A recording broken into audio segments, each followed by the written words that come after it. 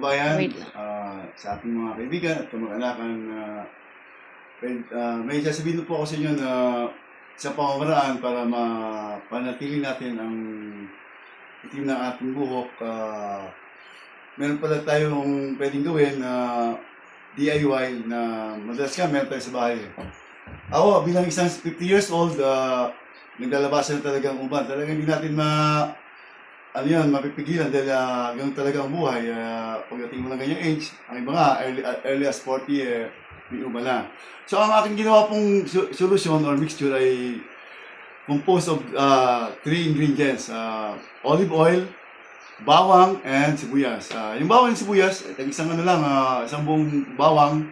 And then, halos ganoon din yung sibuyas na kung meron kayo sa bahay na yung pangpino ng bawang sa sibuyas, or pwede naman na mano-mano na lang na hiwain nyo ng kung hanggang saan yung pwedeng maging pino siya.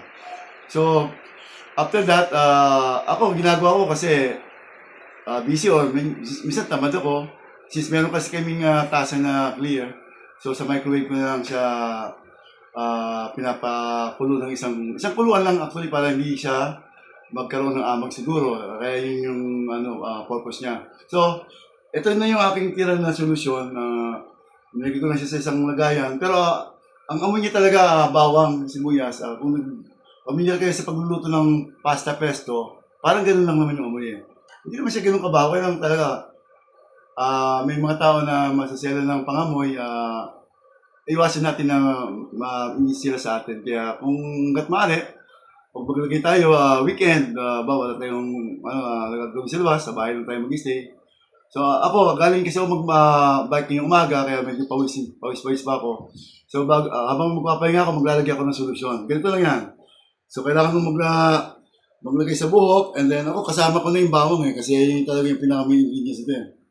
Bali, iano mo na sa buhok, i-apply mo, and then hanggat maaari, maganda kasi ang mamasage mo yung scalp kasi ito kasing solusyon na to, nakakatulong sa katawan natin na yung melanin, yung kulay ng buhok na mapanatili. So kaya kailangan natin i-massage hanggang scalp para manuot sa ating buhok yung solusyon. After dito, pag nilagay mo na ng kabuuan na yung buhok, ako nung una kong lagay ito, isang araw, hanggang sa natulog ako, kakaibang amoy ko eh.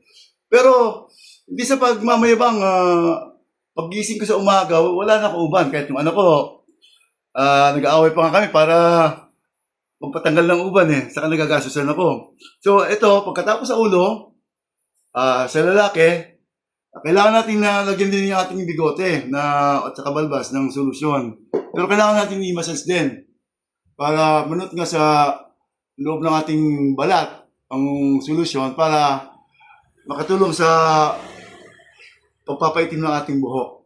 So kaya ganun lang, i-massage mo. Kung maputi ang gili mo, lagyan mo na rin para lahat na.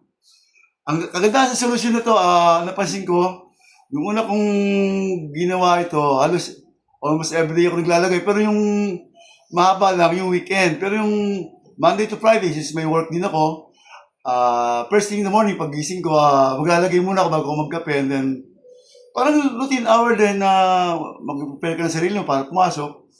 I-shampoo mo lang naman siya pag after ng gusto mo maligo, shampoo mo lang para mawala yung amoy ng bawang.